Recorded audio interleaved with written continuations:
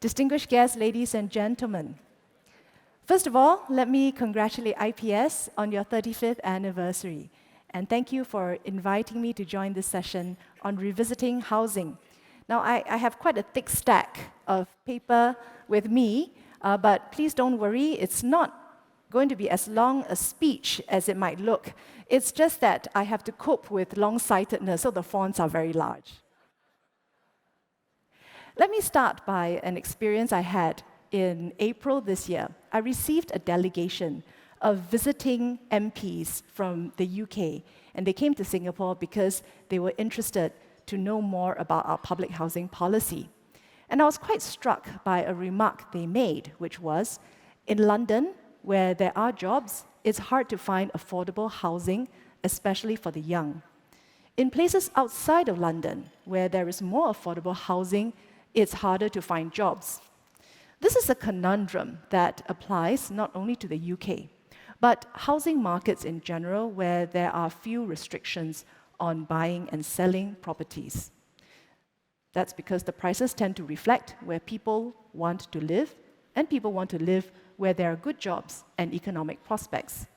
And this is true whether people prefer to rent or to buy. When rents go up, because the yield goes up, so will the asset price, which is the home price.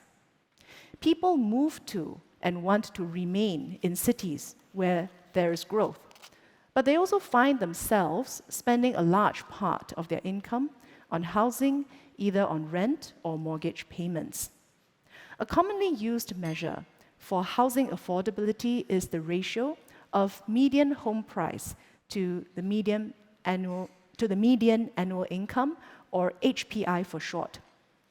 The Urban Land Institute has an Asia-Pacific Home Attainability Index, and there's a 2023 edition. This index covers 45 cities, and it shows that the HPI of major cities like Beijing or Tokyo can go up to something like 29 times. It's not easy to be a city that is both attractive to live in and one which offers affordable housing to most, unless considerable restrictions are placed on the buying and selling of housing. Singapore is a city, but we are also a country. And since we are without natural resources, the government has to focus on economic development and job creation in Singapore. And this means we are committed to making Singapore a vibrant and attractive place to live in. At the same time, we have no countryside with lower cost housing that our people can consider leaving the city for. So we must ensure affordable homes for Singaporeans, especially for younger home buyers as well as households with lower incomes. The government recognized from the outset that housing cannot be left entirely to private sector provision and market forces. We intervene in the housing market, most significantly through the provision of an extensive public housing program. Our public housing program developed very early on a focus on home ownership, not just the provision of shelter, because we believe that this gives Singaporeans a tangible stake in our country. The rights of HDB ownership include being able to sell one's flat in the open market, including to some buyers who might not be eligible to buy a new flat from the HDB, or those who have more housing needs or who have specific preferences such as location.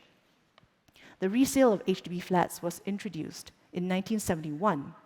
Compared to selling back to HDB, owners can realize the market value of their property as price is determined by what the buyer is willing to pay.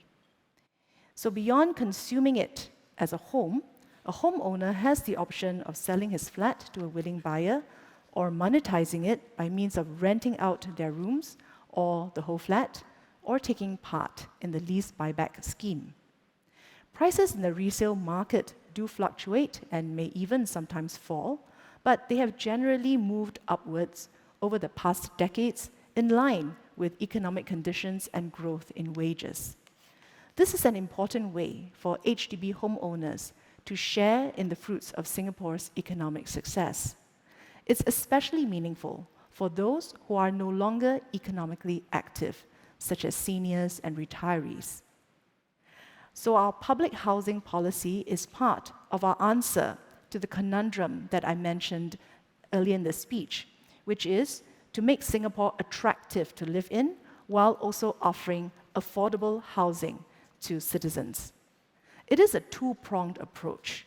There's subsidies and grants from the government to ensure affordability for buyers, coupled with an active resale market.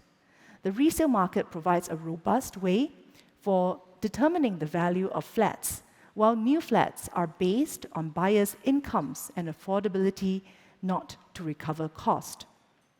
We have been using the HPI to track how affordable public housing has been in Singapore. Another way of doing so is via the Mortgage Servicing Ratio, or MSR, and that measures the proportion of income used to service housing mortgages. The HPI and MSR of 4-room new flats in non-mature estates and their historical equivalents have generally remained at around 4 to 5 times and 25% or less, respectively, and that's no different from 40 years ago, as prices of new flats rose in tandem with incomes. We have made many adjustments to public housing policy over time to keep pace with changes in citizens' aspirations and market conditions. Now, where allocation of new flats is concerned, we've certainly made adjustments. We went from a balloting system to the registration for flat system in 1994 and to the built-to-order, or BTO, system in 2002. And so well-known is the BTO system now that people popularly refer to HDB flats as BTOs. We have also sought to provide in-between housing products for those whose incomes might be higher but find private housing out of reach, such as the former HUDC scheme, and now we have executive condominiums, or ECs. These adjustments were made while HDB was constantly improving built quality as well as the connectivity and amenities in our heartlands. We're now in a period of heightened anxiety over housing prices and affordability. And there are many reasons for this: global inflation, geopolitical conflict and tensions, uncertain economic outlook, and also a sense of disequilibrium as economies and entire industry sectors recover unevenly from the impact of the COVID-19 pandemic. Locally, we are still in the process of overcoming the construction delays caused by the COVID-19 pandemic, which in turn led to short-term housing shortage and a rapid rise in resale prices and rents. We recently went through a 2-day parliamentary debate about housing affordability and accessibility in February. But concerns about housing prices persist, and understandably so, because the global and regional economic outlook has not yet improved, while the measures we have taken to address imbalances in the local housing market have yet to take full effect. These concerns continue to drive discussions and suggestions to revisit our housing model, all with the hope of making BTO and/or resale flat prices significantly lower and preferably within a short time. I believe many who are here in the audience, not just my fellow panelists, come ready to share your ideas, or at least you want to hear what is being considered and why. What are some of these suggestions to cool housing prices? I think they tend to be along the following lines. One approach is limit demand and/or limit liquidity. The government has in fact been doing this periodically over the years when circumstances warrant, such as adjusting the loan-to-value or LTV ratio, and also more recently adjusting the credit assessment floor in terms of interest rate assumptions. Another approach is to question the basis of valuation altogether, especially the valuation of land. Now, based on this argument, if land cost doesn't need to be counted, then public housing can be made available at much lower prices. The government has addressed this issue of why land cost cannot be at zero over the years, and most recently during the February debate in Parliament.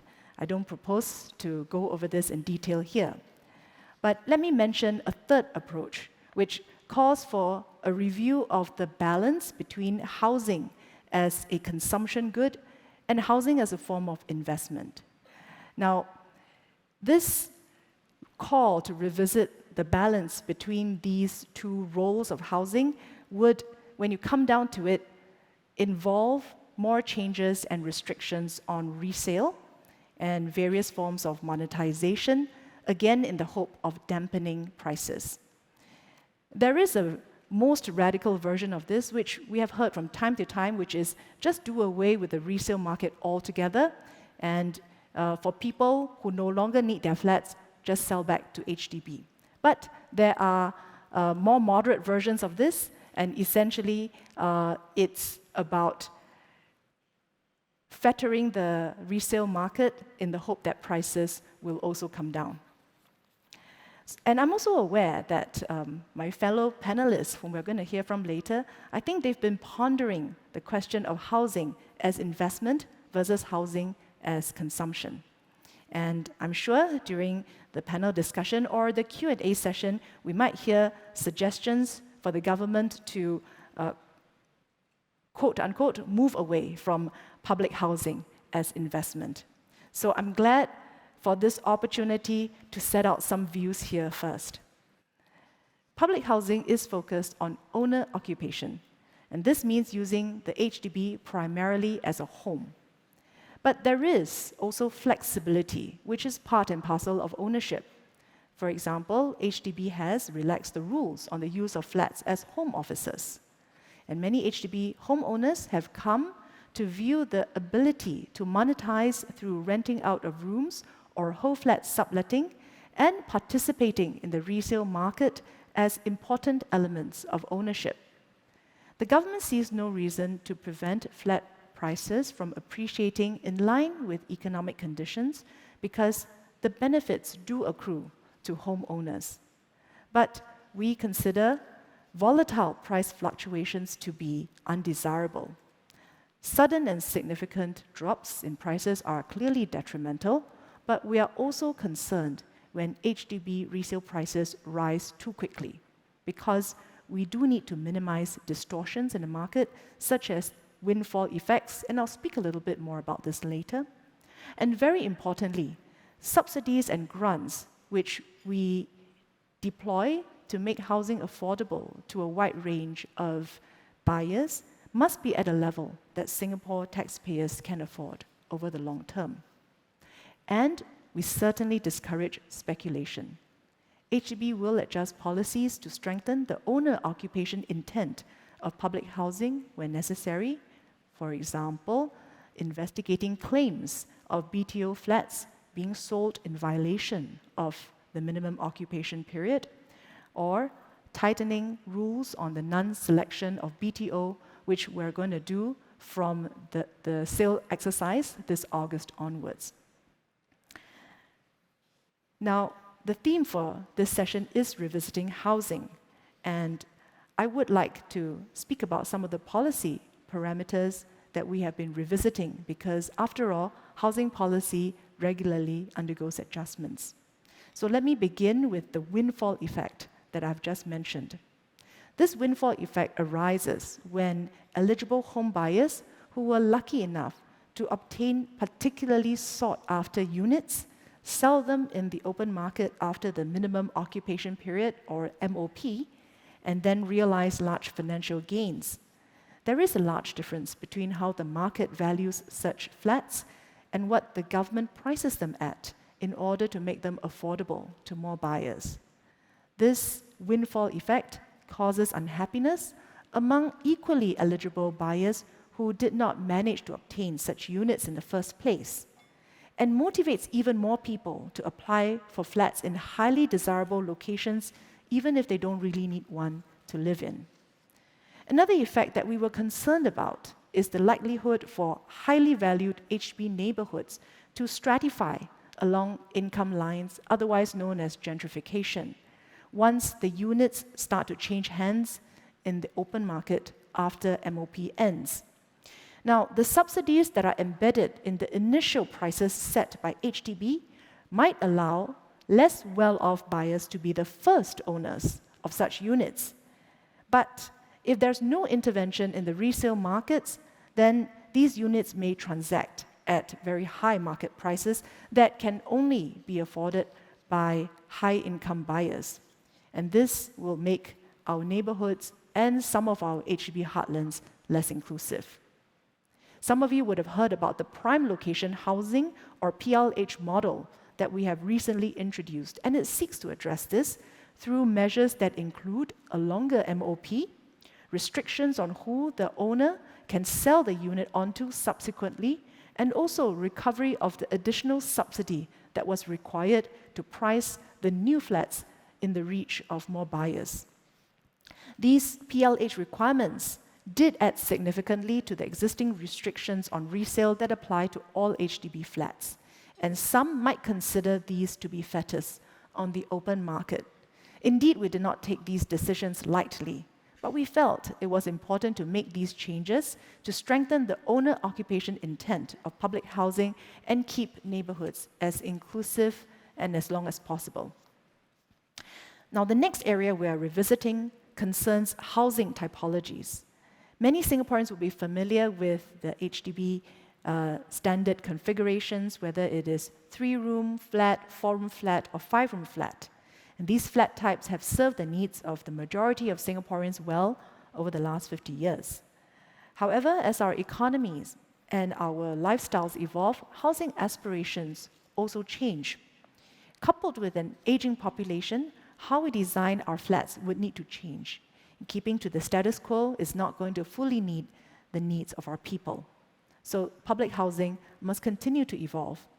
And one example of how we have evolved is through the introduction of a new housing typology, the Community Care Apartments, or CCA, and this was introduced in 2021. These CCA flats are tailored to meet seniors' needs with senior-friendly design and fittings inside the flat, and communal spaces for seniors to participate in social activities and interact with their neighbors.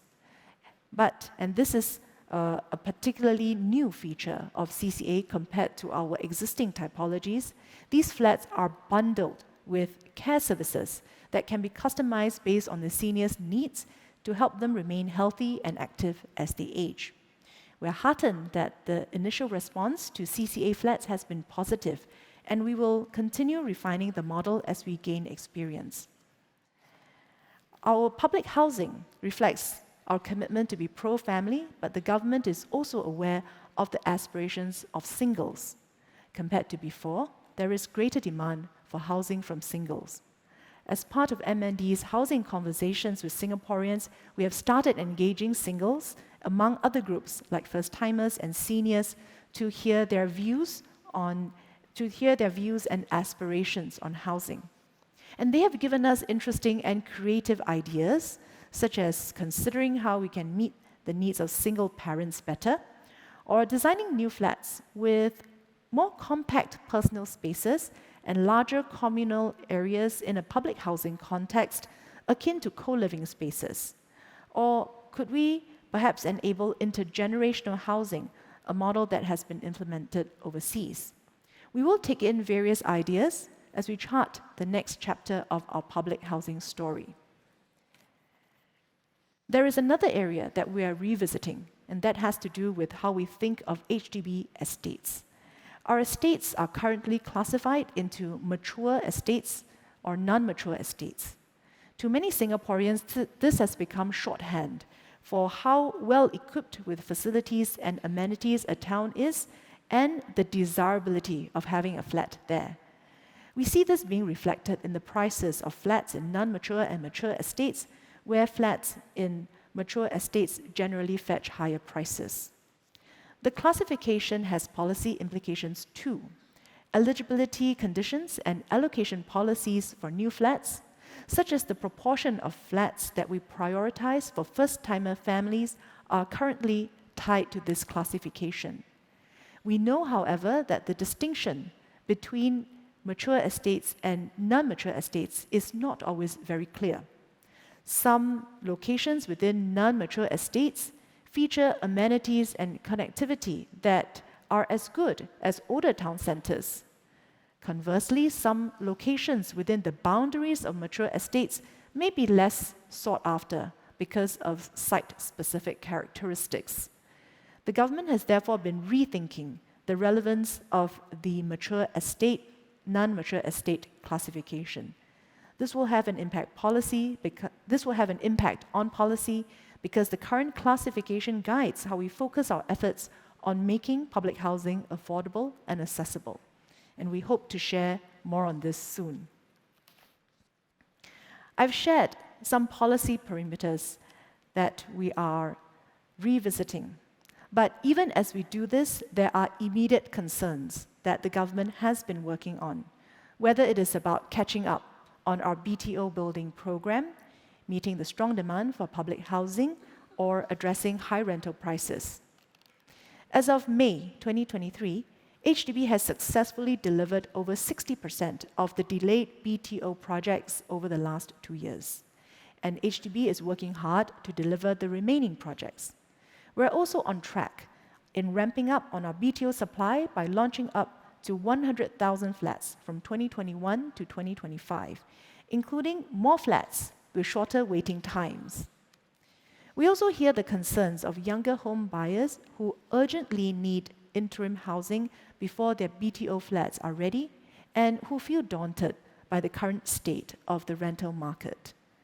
Previously, we shared that HDB will be increasing the supply of Parenthood Provisional Housing Scheme, or PPHS flats, from 800 units in 2021 to 1,800 units in 2023. I'm happy to share that we have achieved this target and will in fact supply close to 2,000 PPHS flats by the end of this year. And as a result of this doubling of supply, PPHS application rates have come down significantly from over 20 times in 2021 to around 3 times now. But we understand that buyers who booked their flats in the past 2 years have experienced longer waiting times because of the delays caused by COVID. So HDB is hard at work to increase the PPHS supply further, doubling it again to 4,000 units over the next 2 years. We hope these efforts will bring about some relief to the young families and to support their parenthood journeys. Nonetheless, we recognize that there is sustained demand for such flats while supply remains limited. Hence, we are studying ways to further maximize the available pool of PPHS flats, such as requiring flat sharing for the larger PPHS units. This will allow more home buyers awaiting their HDB flats to benefit from subsidized market rental. There will also be almost 40,000 home completions across the public and private residential markets, the highest number of home completions in the last 5 years. Households that are currently renting on a temporary basis while waiting for the completion of their new homes will likely vacate their units, thereby easing the pressure on the rental market. We have started to see some of these efforts take effect. For the most recent BTO launch in May that concluded last week, the median first-timer application rate for 3-room or larger flats was around 2.3 times, and this is closer to pre-COVID levels. HDB resale prices also saw the smallest increase last quarter in more than 2 years. Ladies and gentlemen, we are entering a new phase of our nation building amidst a broader economic environment that remains extremely uncertain. The global economy, according to some analysts, may experience a shallow downturn in the coming quarters. Mortgage rates are likely to stay elevated for some time, and we therefore encourage households to exercise financial prudence. Being core to the Singapore way of life, our public housing policy will need to be revisited and adjusted regularly. I want to thank IPS for the opportunity to speak on what we are revisiting and look forward to the panel discussion and Q&A. Thank you.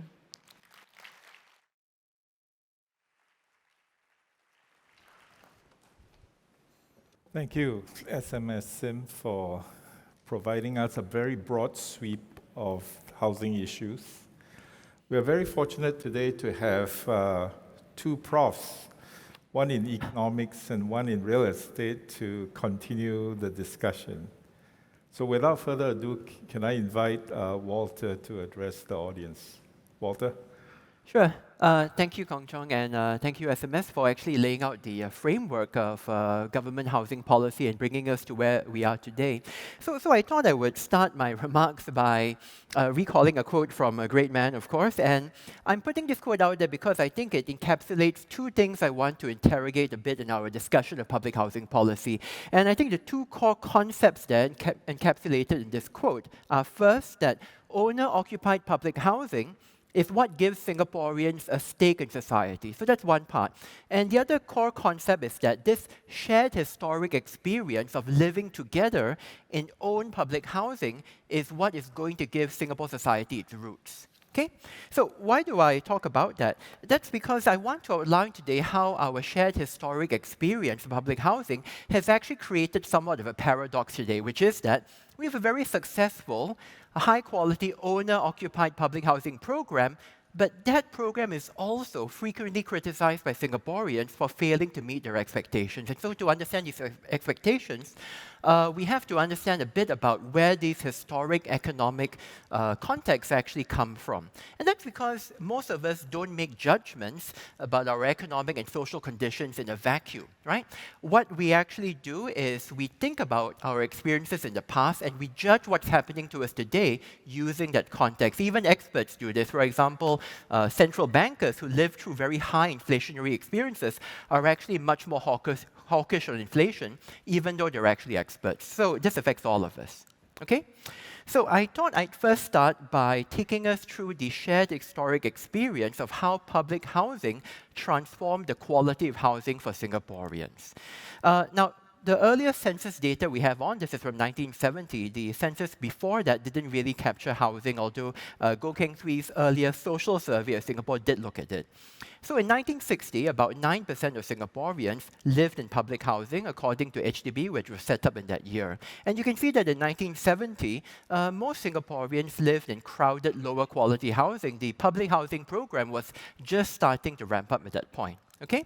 But when we go to 1990, rapid HDB development had actually moved the majority of Singaporeans into modern HDB flats. Okay, and then if you go to 2010, you see that HDB households during that era were able to enjoy progressive upgrading, right? The proportion of larger flats, 4 and 5 room, grew proportionately, and the private housing market, in particular the condo and private flat market, also expanded dramatically. Landed housing, by the way, has remained pretty much the same all throughout this era. Okay, so now let's take a look at 2020, right? The most recent census. When you see 2020, you notice a couple of things. First, growth in the average physical size of HDB flats has actually stalled somewhat. And this is also has to do, of course, with, as SMS noted, the changing needs of Singaporeans and building smaller flats to meet the needs of the aged and so on, right? But you also see that upper income households in Singapore have also increasingly turned to private property. You can see the proportion there has grown quite significantly. Okay? So the point of discussing all of this is to illustrate that our capacity to upgrade housing is actually now up against some constraints that didn't exist in the past. Singaporeans have lived through many years of being able to enjoy constant upgrading of housing quality and size. But it does not look like we can actually deliver the same gains to the middle class today because we're up against limited land for redevelopment, especially in prime areas. We're also up against very high land values today, which necessitates a more economic use of that land, which means, on average, trying to not build too large places if people don't need them. And of course, the entry-level price of private housing is now being pushed beyond the reach of much of the middle class because of these factors. Okay? So that's part of the context. The other thing I wanted to talk about is to take us a bit through the experience of using housing as a wealth builder, right? Okay, so first, what are the facts on the wealth of Singaporeans? Credit Suisse wealth report says the median Singapore adult held about $93,000 in assets. MAS and DOS balance sheet data says it's about 450,000 Singapore dollars in net worth for the average, not the median, and of that maybe about 180,000 in net residential property assets. This includes both HDB and private housing. So by any measure, Singaporeans are very, very wealthy, internationally speaking. They're richer on average and on the median than residents of any other region in the world globally, except maybe North America. And this data is consistent with Singaporeans' everyday belief that housing is a key part of building wealth, right? But let's interrogate this a bit more, right? What are Singaporeans' lived experiences of HDB as an asset and a store of wealth? And what will they expect out of housing assets in the future because of that lived experience? Okay, so to interrogate this question a bit more, I think the key is that we have to understand the relative performance of wealth accumulation via work income, okay, versus wealth accumulation via the housing asset appreciation. So I think that's the key thing here we have to understand.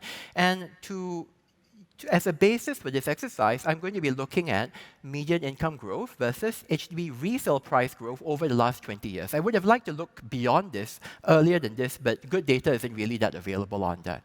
So what you see from the last 20 years on this slide is that HDB resale prices have generally tracked changes in median household income, indeed, as SMS said earlier, right? There might be periods where deviations occur, and during those periods, policy has to act, people get very unhappy, but in general, that's the trajectory. Okay, so what have I done with this data? I've tried to estimate the wealth share of HDB assets for the median household if the median household were to start in 2003 and make a major HDB property investment.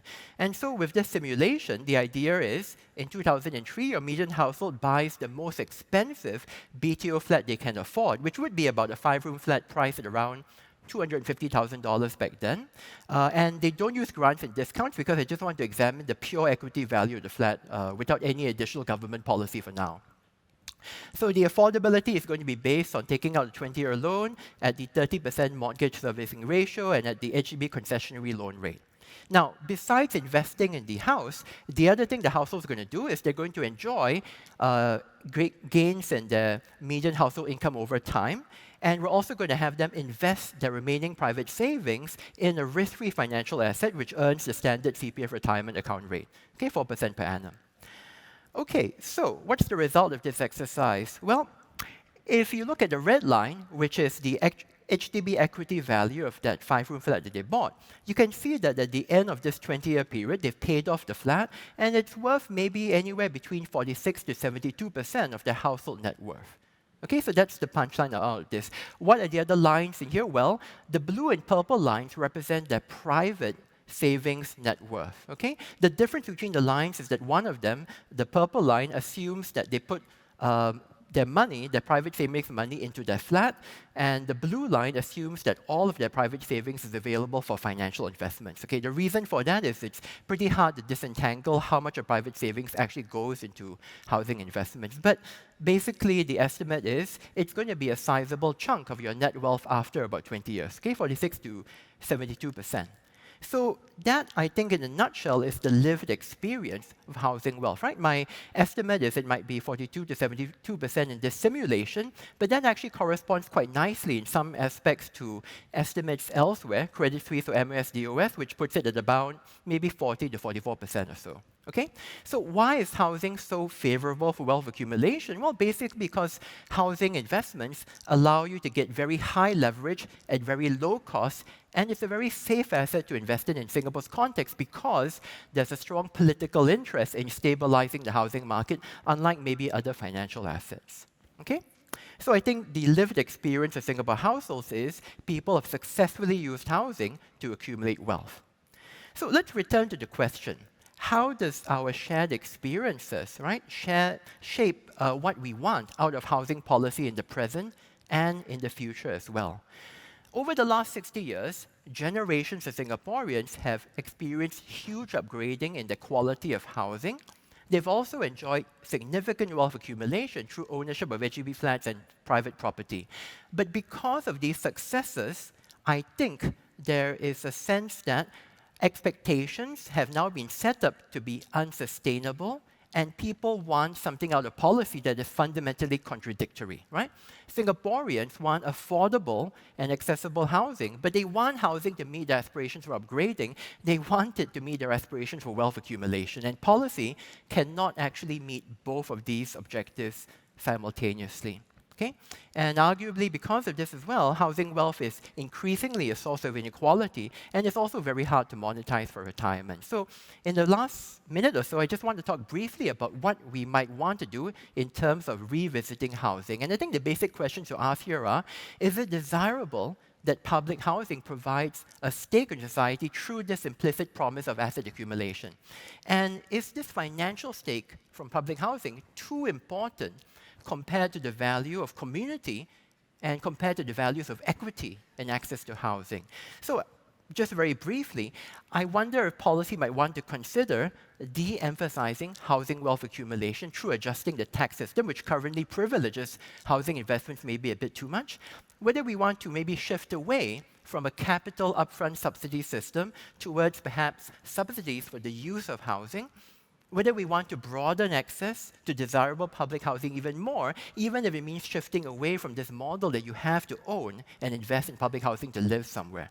And the PLH model, as SMS said, already shows great promise in delinking some of these thorny issues, right? But fundamentally, in re-questioning or revisiting this, I want to see a future of public housing where we see our flats as homes and not as stores of wealth, where we value the stake in our communities as something that binds us together as Singaporeans rather than our hope of capital gains. Okay, so that's all I want to say on this for now. Thank you. Thank you, Walter. Some serious analysis with some thoughtful suggestions of a way forward. Our next speaker is Tien. Right. Thanks, Prof. Good morning, and thank you very much for inviting me to talk about this issue on revisit housing. I think there are two challenges that I'm going to talk about today. One is, of course, the housing challenges. I think second issue is the challenge that I'm trying to cover some of the research work that I have done in 10 minutes, so it's very, very limited time. I hope I will be able to cover the information that I hope to achieve. Okay. After more than half a century of nation buildings and also implementation of home ownership program, public housing in Singapore has made significant impact in solving the acute housing problems. Today, the total public housing stock exceeded about 1 million unit. 80% of the residents actually stay in public housing, and 90% of them actually own HDB flat rather than rent. These achievements are remarkable and enviable to many countries facing the housing problems. Singapore public housing market, however, is unique and difficult to be duplicated in other countries. When government in other countries try to provide social housing or public housing to residents, they usually look at they're trying to tackle the housing problem for the lowest stratum and also disadvantaged group of about 20% of the residents, where this is a big contrast to Singapore housing policy, where we try to solve the housing need of 80% of the residents. So if you look at this, where do we move from here? After achieving such a high ownership rate, what are the housing dilemma? I think to talk about this issue, I would like to use this analogy about this Goldilocks and the three bears. Most many of you have heard about this story. When the Goldilocks entered the house and tried the three different porridges, whether it's too hot, too cold, or just nice. From the perspective of Goldilocks, I think she may prefer a bowl of porridge with just nice kind of temperature. However, you ask the three bears whether they prefer hot porridge, cold porridge, or just nice temperature porridge. Basically, what it means is that providing a customized kind of policy is very difficult to meet, to meet different expectations and different tastes of the residents. So our policy of meeting 80% of household probably will attract different kind of preference and also sorting kind of decision. So with that, actually, let me talk about these three housing dilemma. I think if we look at the chart below, this is a typical what we call the life cycle models. If you look at life cycle, if you look at housing and consumption, we should see this kind of curve where, basically in a typical life cycle without uncertainty and without bequest motive, household will start to accumulate wealth during your working life. And when you reach a retirement age, about 65, you should actually start to decumulate it during the retirement to support your consumption when the income is low. However, the large body of evidence and also a lot of evidence, whether it's overseas and other countries, showing that actually older people do not actually decumulate wealth. And actually the decumulation of wealth actually is slow in terms of pace. A lot of people still keep to their house.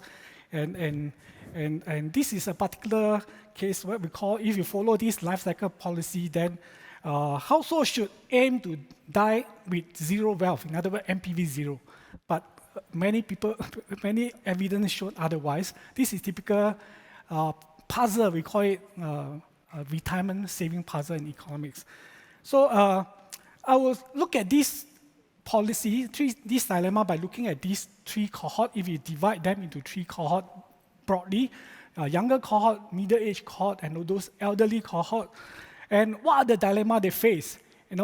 Each of them have different kind of preference, different taste, different problem they face, just like the three bears in the Goldilocks story.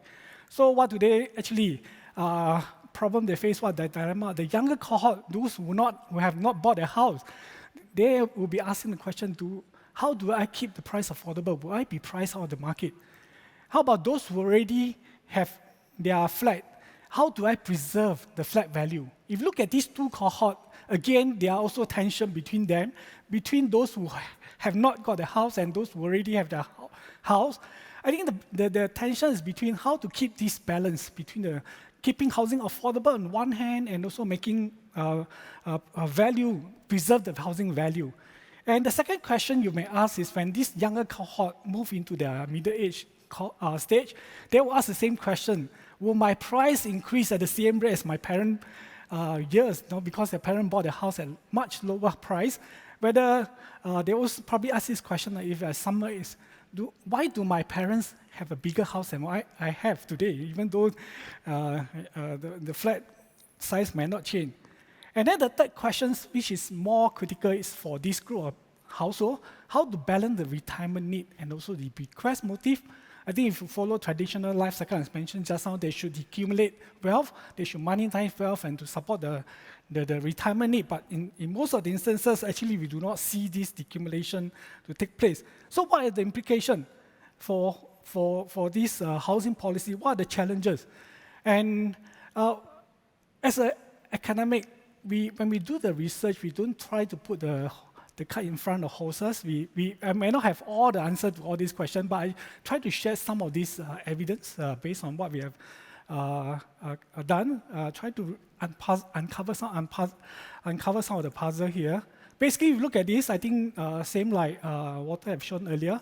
Actually, this is a line of the median housing price, resale housing price, and also the income. As you can see here, without the BTO market, I think housing will be much more difficult for the young couple to own a house. Even with the resale market, as you can see from here, in fact, the prices have gone aligned with the income growth. In fact, you look at the home price to income ratio, I think in Singapore, we actually keep around 4 to 5 times. Compared to, in the recent survey by ULI, Shanghai and Hong Kong, I think Shanghai housing price to income affordability is about 35 times, and Hong Kong is about 26.5 times. So what are we talking about, whether housing is affordable in this case? But anyway, let's look at this case. This is always the story that distracted a lot of people when they talk about million-dollar houses. If you look at the transaction, I collected the transaction from 2020 to 2020. If you plot the transaction, the million transaction, housing transaction is on the right-hand tail. It's not all the prices are sold at $1 million. So this actually creates a lot of distractions because of this resale market transaction. I think the other story is very important, as earlier on when I say about people asking why do my parents own a bigger house than I? So this is a typical kind of story when we talk about comparing two different cohorts. If you look at this study, on the left-hand axis is actually the ranking of the children, housing wealth, housing value. On the x-axis is the parent housing wealth. If you look at this, basically the 45-degree line is indifferent line. If they are not different, unequal, there's equal between the housing wealth between the parent cohort and children cohort, then we should expect the 45% line. If you look at this line, on the left-hand side, 60 percentile, the lower 60 percentile of household with the lower housing wealth, in fact, the children housing values has grown much bigger, much higher compared to their parents. Basically, this is a story about social mobility, upward mobility. So public housing provides a channel to enable what we call the social mobility. So it's very important in this case. The other thing, now let's move on to talk about housing value preservation. The dilemma, why will my housing value depreciate? Look at, this is a much more complex issue. When we plot the housing price and building age, this is housing price on the right-hand side and the building age. You can see here there's some marginal decline in the housing price with age gradually, but we are less certain about housing price and age relationship after the certain age for the older housing because of limited transaction data available.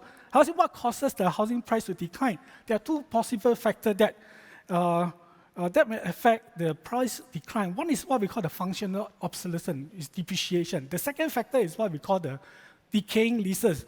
It's very difficult to decompose the two, but if you look at this case, again, we look at another study which shown housing depreciation. In fact, the public housing price depreciation depreciated at a much slower rate compared to private housing. Why is it so? Because HDB has actually implemented many schemes, neighborhood renewal program, home improvement program, lift upgrading program. All these actually help to keep pricing functional and also depreciate at a slower rate.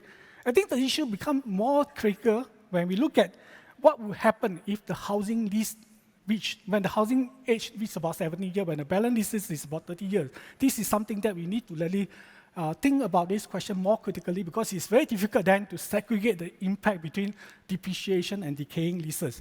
This is a question that the government is looking into through the VERS and other programs. I think due to time constraint, maybe I'll just want to expertise some of this issue about aging, retirement saving dilemma.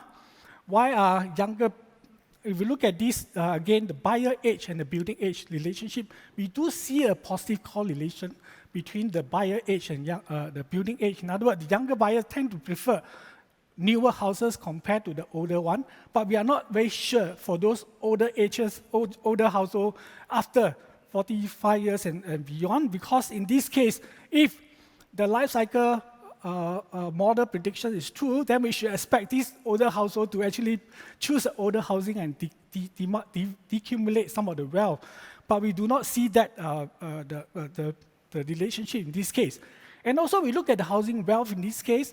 If we look at resale price and the buyer age, and we do see the accumulation of housing wealth in the earlier years, but in the later years of this cohort, the older cohort, we do not really see them very clear pattern about decumulation or monetizing some of this wealth. So this also has some impact or implication on how this will affect the home lease buyback scheme, reverse mortgages, and other kind. Because one important issue here, which we have to deal with carefully, is about bequest motive. Due to time constraint, maybe I just quickly sum out this, because I think to explain about this complex issue, we really need to think about the consumption and investment behavior early on. If you look at the simple life cycle models, if you look at consumption kind of behavior, if you look at the present, people actually price more for the current consumption, current utility of $1 compared to the future utility. Therefore, you see this downward sloping curve. If the discount rate is constant, we should expect the utility to decline over time. People actually pay a lot more for the current consumption compared to future consumption. However, because of investment motive and wealth creation motive, the price actually priced much higher than what the model actually predict, as we see from the upper line here. So actually, this translated into preference for longer leases because of investment motive. If we translate this into what we call the value, using the present value model, this is what we see in the housing value model, where we see that concave curve of value. Longer the lease term, the value actually increase and lower or marginal rate, slower marginal rate. However, does the market actually price it as such? because if you assume that pricing, concave pricing, because we assume a constant discount rate. But in most of the cases, we may not actually price the future value lower than the current value because of the investment return. So we've already seen a lot of this example in our private market where we see the premium between the freehold property and leasehold property.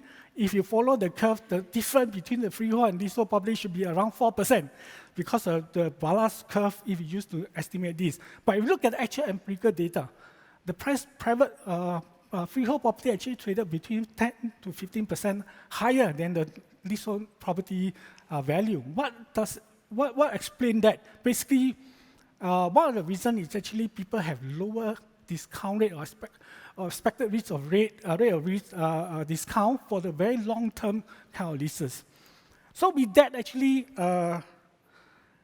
just due to time, I will just sum up here because I think by looking at this, we probably need to think about the pricing of the policy houses for the different leases, for different expectation as well.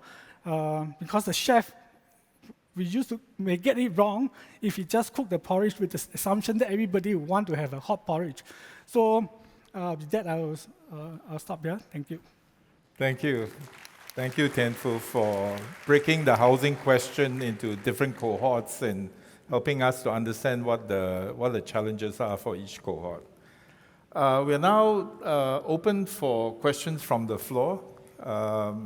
Housing is a big question. It's very important. Are there any questions for the three speakers?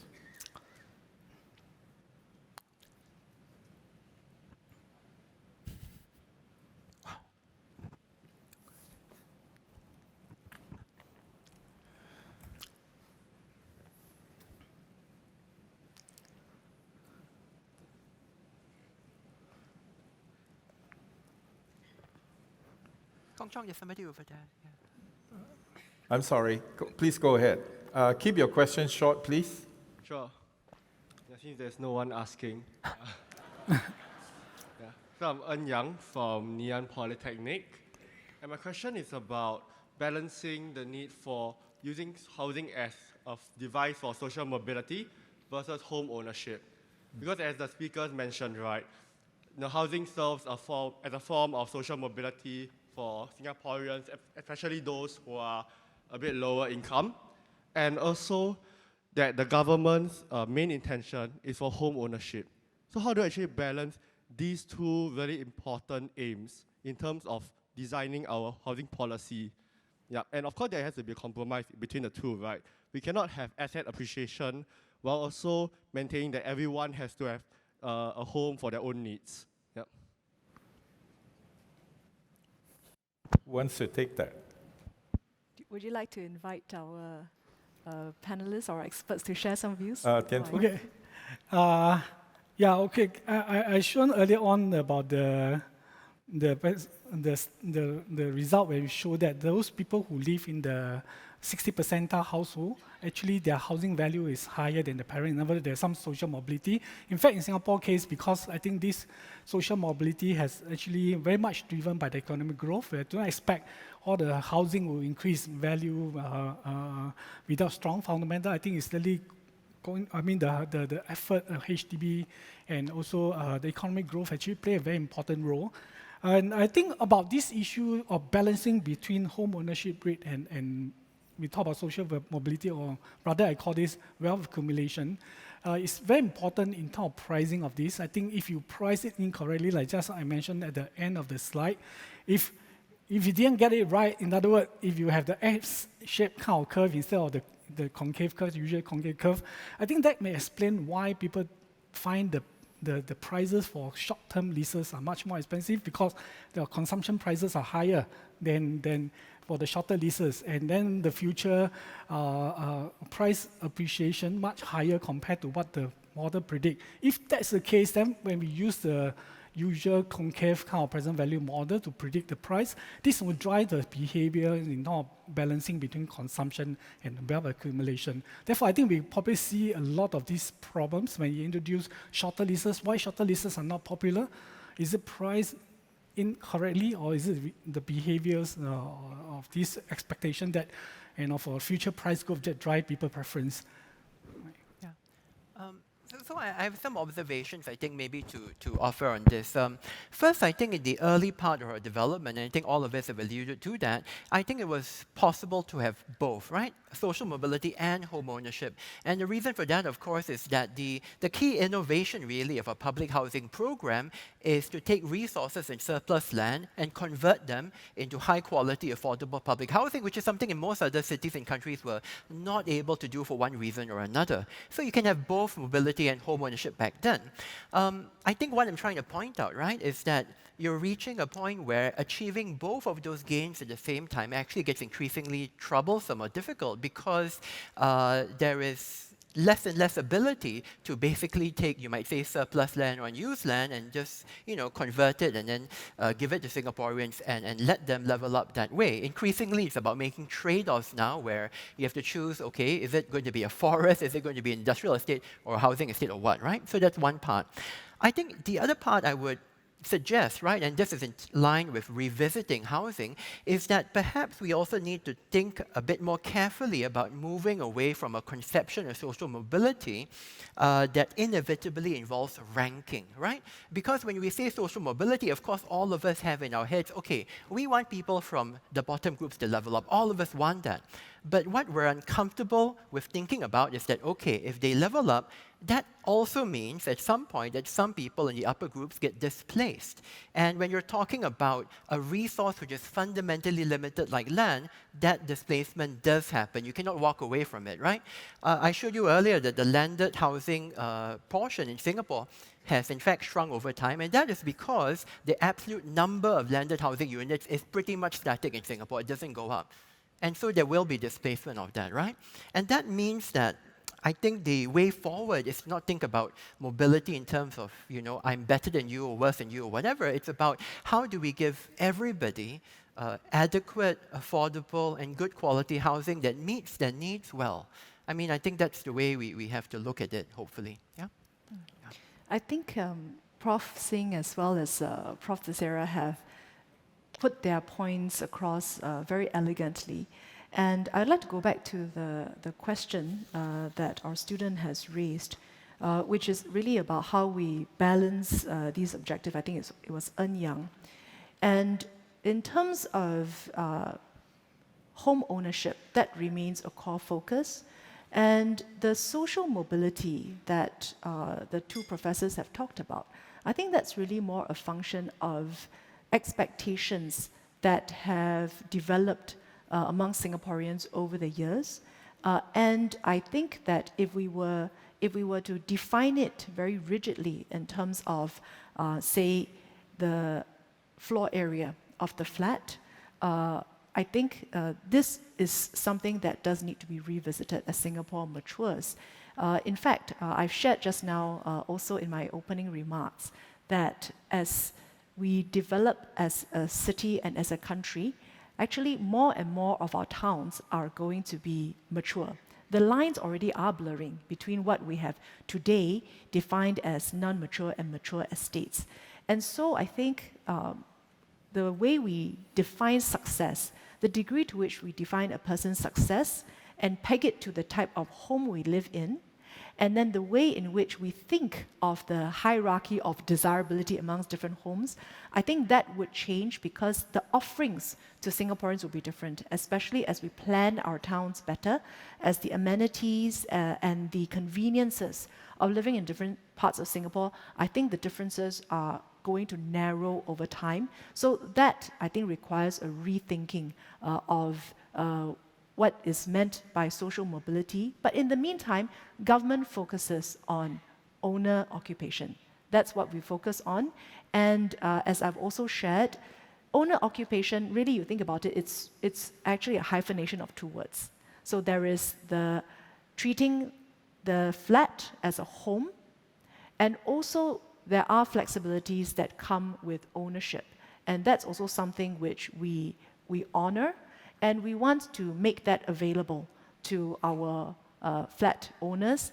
And of course, from time to time, there will be some adjustments. But this twin focus on ownership as well as occupation will continue. Thank you.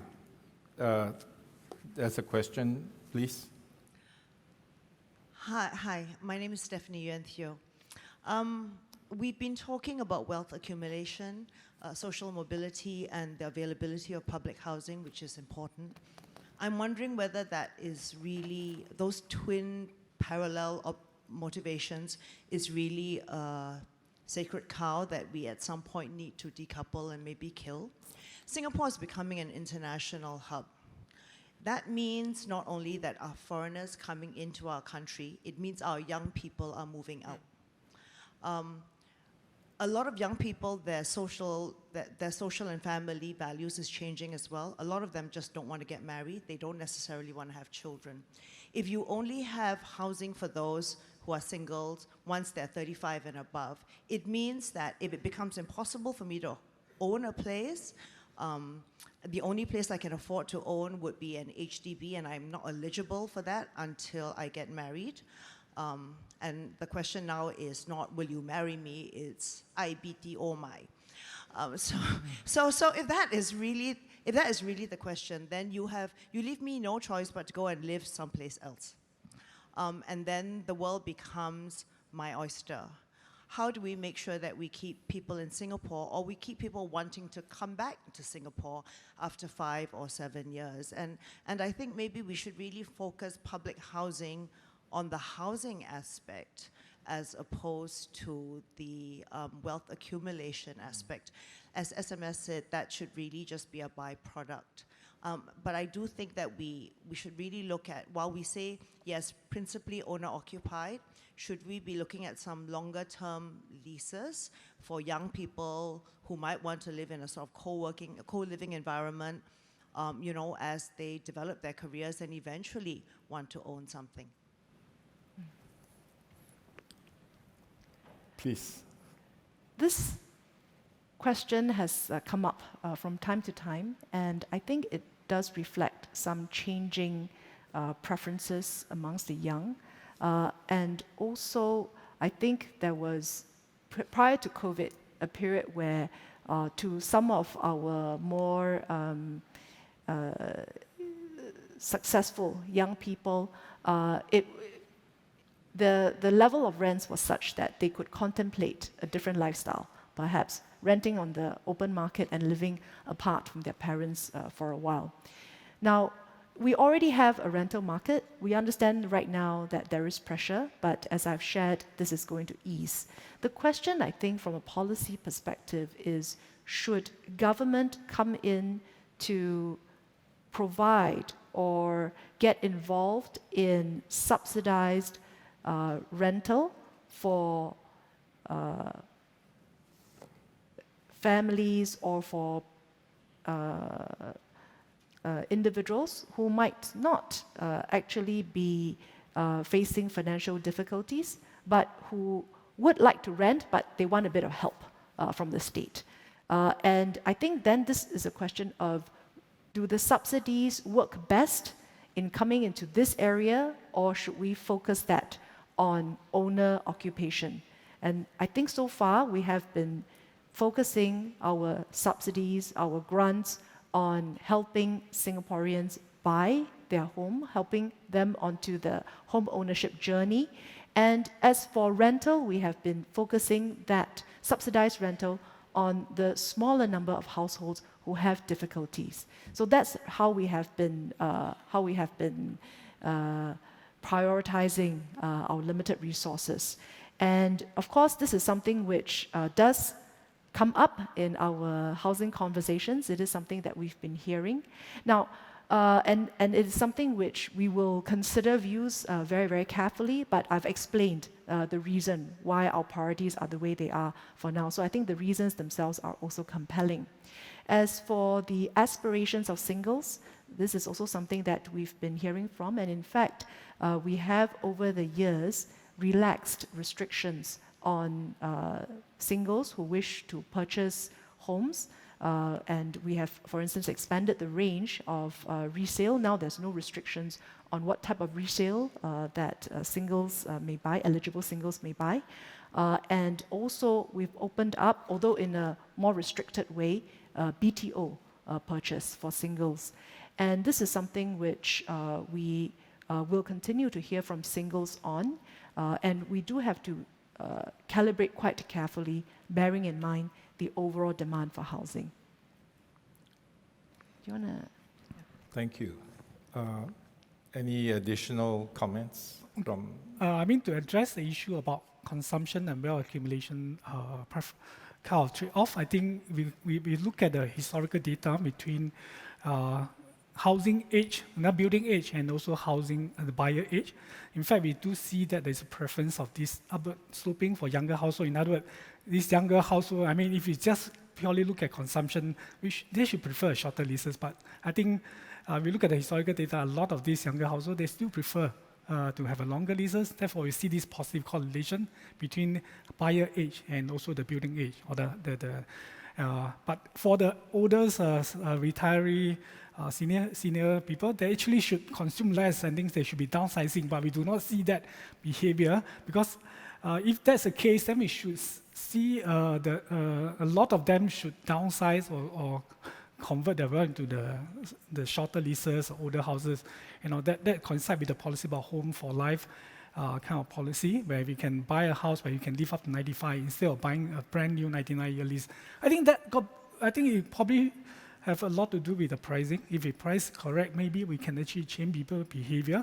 I think if you look at the lease buyback scheme, it's one of the issues. Why the take-up rate for lease buyback scheme is low? There are many reasons. I think, of course, bequest motives is one of the reasons people want to bequest their house to their children. I think the other issue is the pricing about the current lease they are consuming and the future leases, the balance leases.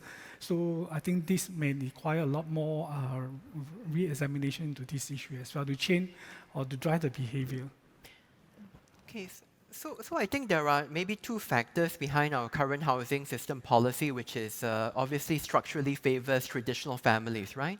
One, of course, is that is the group which in most societies is considered to be somehow the most deserving or the most important to be prioritized for housing. And I think it's actually hard to think of any major market globally where there isn't some kind of priority attached to families, particularly if they have young children. They're usually prioritized everywhere.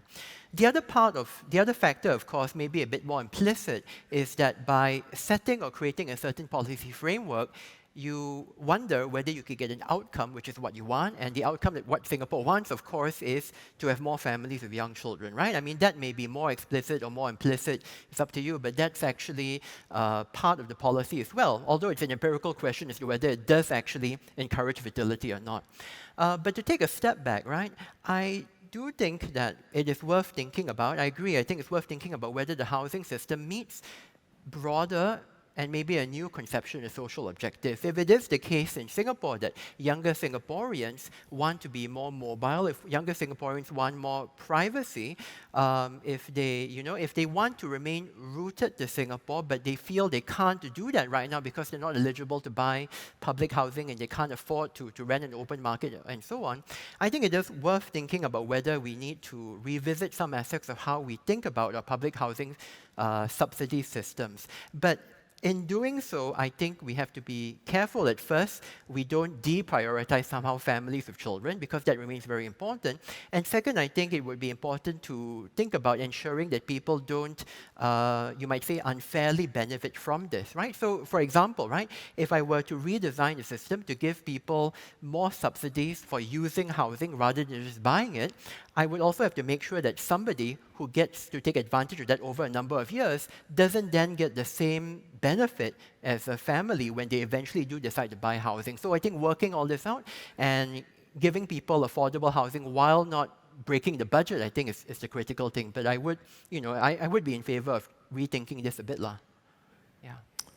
So we take a break from investment and consumption and housing prices to consider this question from Kalpana, which is one of the top questions.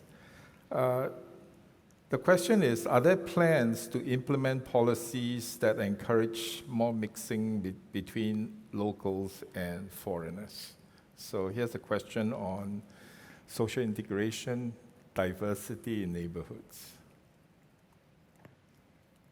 Chong, may I invite you to also consider remarking on this besides the... I didn't choose this because I'm a sociologist. It's top voted. Please, no, go ahead. Perhaps SMS Sim, you want to tackle this? Well, in terms of, let's take a look at the question. That's the one, yeah. While we don't have residential ethnic enclaves in Singapore, the combination of public housing for locals and high immigration has meant that we have very different areas that are predominantly inhabited by foreigners and locals. Are there plans to implement policies that encourage more mixing between locals and foreigners? This is crucial to positive integration. Right. Integration is important in order to make sure that in Singapore we can live in harmony regardless of different backgrounds.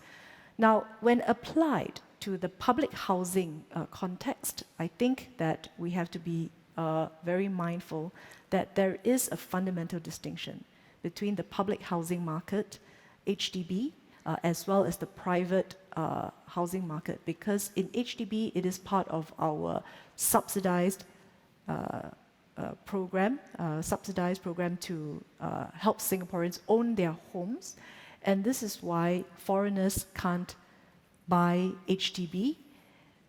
They may be able to rent, but they can't buy, and I think that the extent to which we have people living side by side, that's always possible, but this distinction, I think, is one that this ownership-based distinction has to remain.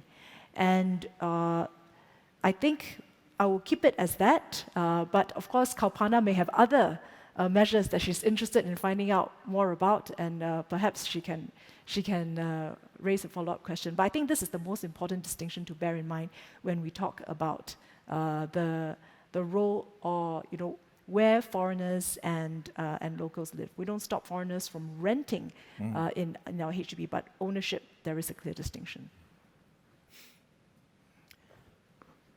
Yes, there's a question from... Go ahead. Oh, hi. My name is Tien. So I have a question, which is, will we ever consider severing the link between investment and housing? Because this is going to sound controversial, but I think in general, Singapore housing is actually very affordable and super cheap if you compare and contrast against other Asian cities. And if we are going to get more people into Singapore, if Singapore is going to become an Asian hub or increasingly so, then there's just going to be more people coming into Singapore. And regardless, even if you don't let foreigners purchase HDBs, there's a linkage between rental yields and prices, and the free market will equilibrate.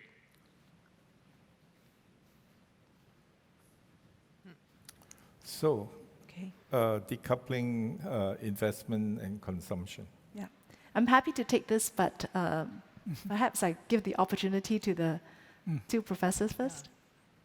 You talk Okay. about this. Maybe I'll talk about Kapana question about local and foreigner, then also about this foreigner. I think the question here, I think there's always this, if you leave it to free market, there's always this preference for social network. You want to live near your people who share the same ethnic group, race, language, and so on. People actually pay a little bit more premium if you live in the particular area with a lot more, but the Koreans kind of restaurant, Chinese restaurant. I think you see this happen in the private market. But how actually this can be done at the local level is, I would call this issue about segregation. Instead of trying to integrate them, we want to make sure there is no segregation, and also how to make sure this is inclusive. I think while we cannot actually stop foreign buyer from actually buying our private houses. I think how to make sure that all our waterfronts and city center housing are not actually desegregated or only become the backyard of these rich people. I think our PLH, public prime location housing, is one model where we're actually trying to actually bring public housing into this prime location waterfront housing. So, but again, I think while we're not able to control the social mix or integration at the block level or even the precinct level, but at least in the community level or neighborhood level, with this PLH, we'll probably be able to actually reduce the segregation and make sure there will be more inclusive kind of option for people who prefer or who like to live with the waterfront if they can afford. I think. Okay, so I will say that I think structurally, one reason for segregation is actually, maybe not, of course, part of it, of course, is that foreigners can't buy public housing in Singapore until they naturalize, of course. But the other part of it, is that our policy for foreign immigration is extremely selective, and that's actually a large part of what is going on here. Now, for temporary foreign immigration, it may not be as selective. Temporary meaning people who come here on work permits and so on, and even employment passes to some extent. But the moment we're considering somebody for permanent residency and assimilation, that's when you become very selective and you're taking like the top 5 or 10% of the distribution. And when you get that top 5 or 10%, it is very natural, as Tien mentioned, that when they're looking at their location choices, even if they suddenly then become eligible to buy HDB, because they are very wealthy, very high income and so on, they tend to go and buy private. And they may form enclaves and things of that sort. But it's all really just positive selection, right? And even if you look at the local housing market, and this is something I think people maybe were not so aware of until recently, I think you see increasing segregation even among locals when you come to HDB housing versus private housing. If you look, for example, at the distribution of ethnicity in Singapore, you will see some remarkable changes over the last couple of decades as you go into the 2020 census in terms of ethnic distribution and public versus private housing. So I think the signs are all there that it is actually increasingly difficult to hold people together because by nature, people tend to have this tendency towards segregation. How do we address it? I mean, this is actually a huge topic, I think way beyond our ability to look at today, but I mean, it's probably going to have to be something along the lines of offering more affordable options integrated throughout Singapore, especially in areas which in the past we might have reserved only for high-value private housing, and I think PLH, as we've mentioned, is a great way of doing that, but probably more needs to be done as well. So I'd like to address this question about, severing consumption from investment. We are in a period of heightened anxiety over prices and affordability. And when we are very worried about prices, I think it's quite natural to look for solutions that can bring prices down very quickly. And I think this is the reason why people are a bit more receptive than usual to ideas that fundamentally question the model of public housing that we have. I'd like to share some quotes that were actually said in Parliament by a few MPs and also a remark that was made by a minister. Now, the first MP says, demand for new HDB flats exploded. Those who already own HDB flats are eager to upgrade to a new flat. First-time house owners, fearing that they will be left out in the stampede, join the queue and wait with concern and impatience. They complain about the long waiting time, and first-time house owners and younger Singaporeans are fearful that new flats are becoming less affordable. On the one hand, I'm impressed that the HDB has been able to meet the challenge of providing better quality housing. On the other hand, I'm not sure if this is good policy. Second MP, sir, there is a general concern among young couples that HDB is not providing affordable housing for them. Prices of current 5-room flats, 5-room apartments, and executive condominiums are out of their reach. HDB flat prices, including resale flats, have been rising rapidly in the past few years. There is a real anxiety that their earnings and savings will never catch up with the prices of these properties, and the gap gets wider very fast. Being affordable means the prices need to be about 60 to 70% of what is being sold at present. Third MP, Many young couples, particularly those planning to set up a family, are indeed frustrated with a long 3-year wait for their flats, sometimes longer depending on the area. When I asked them why they were frustrated, they replied, "Cannot get married because I have no flat." When I asked them why they delay to get married, they replied, "I do not have a flat and cannot plan to have children," and so forth. And in the reply, the minister made a comment, made an observation, and he said, "Like some of you, I have Singaporeans coming up to me and say that they are worried that their children cannot afford to own homes in the future." Now, this sounds like a debate or an exchange in Parliament that could have happened just yesterday, or in February for that matter. But it actually took place in 1996.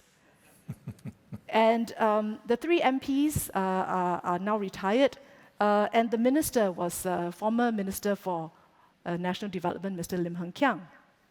So this, I think, speaks to Walter's point, which is we have a housing policy that I think Singaporeans are quite proud of, but at the same time, it receives regular criticisms. I've looked up more than 30 years of Committee of Supply debates for MND, and it is pretty much like that every year. In fact, some hark back to the good old days, when we were just starting to build our public housing policy. And did Singaporeans or did our MPs praise the HDB then? Actually, I have a quote, I think, and this was from former Minister E.W. Barker. This was back in 1974, and he was responding to a litany of unhappy statements from MPs, and he said, perhaps a little forlornly, "To be fair to the Housing Board, and I have not heard one good word about the board in this House, it is doing a good job." I can only imagine the sentiments of the minister, of the former minister, when he was saying that, and that was back in 1974. Now, actually, what does this tell us? Because I've been reflecting also on the anxieties, on the feedback that I've been getting. Also being an MP, I hear from my constituents all the time. And I think that if indeed, whether it was back in 1996 or any of the many years in which we were anxious about housing prices and affordability, if it was really true that at that point in time, back in 96, that's a few decades ago, if people were not able to buy flats then we would not be able to maintain the 90% home ownership rates, which we have consistently maintained over the years. So what's happening here? How is it possible that, in cycles, so many cycles, we're worried about housing prices, and yet at the same time, somehow we have been able to maintain high ownership? And that's not to mention looking at, for instance, the percentage of people, and that's a high percentage, who are able to pay for their housing mortgages with little or no cash. And also the other housing affordability ratios that I mentioned earlier, whether it is HPI or MSR. I think there are at least 2 reasons why. First, housing is a very important purchase for each and every one of us. I think just about everyone in the room is probably a homeowner. And if you think back to buying the first home for yourself, were you hunting for the lowest cost unit, or were you hunting for the best unit amongst those that you can afford, that you can just barely afford? You were looking for the best one. Chances are it was the latter.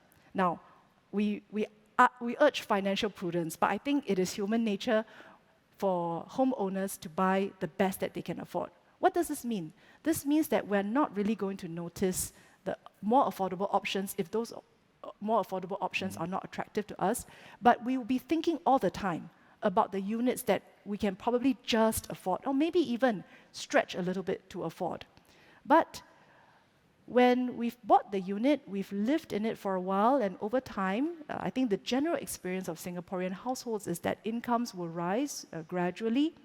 Looking back, and when they compare what they bought it for and what the unit is going for in the market at that point in time, then it looks like what we bought it for was comparatively affordable. So I think affordability in the Singaporean mind has an element of hindsight.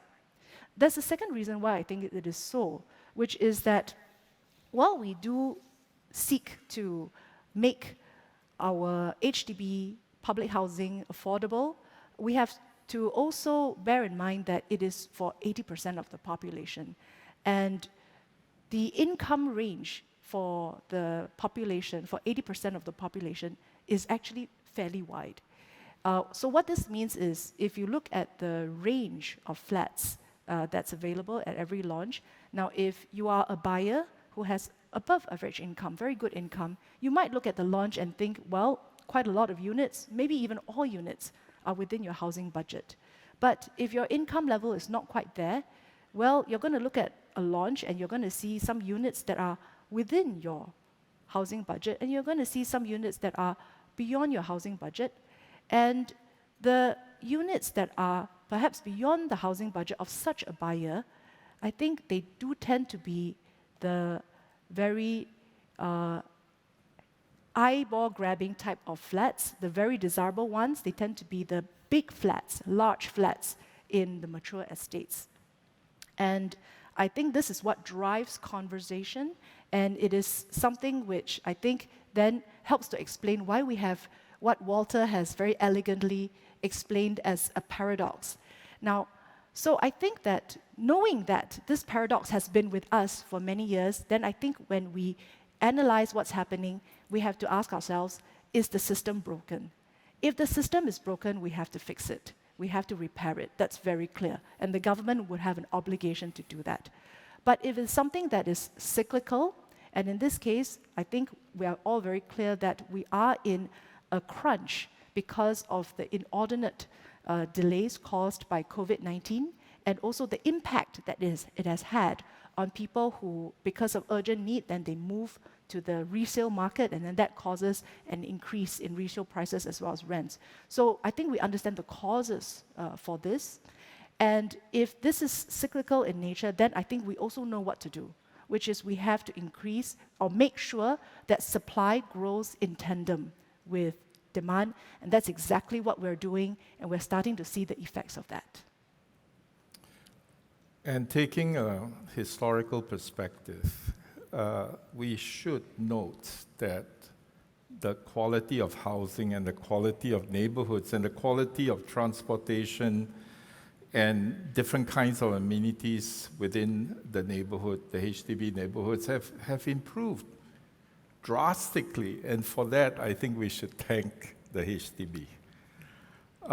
So thank you very much for participating in this forum.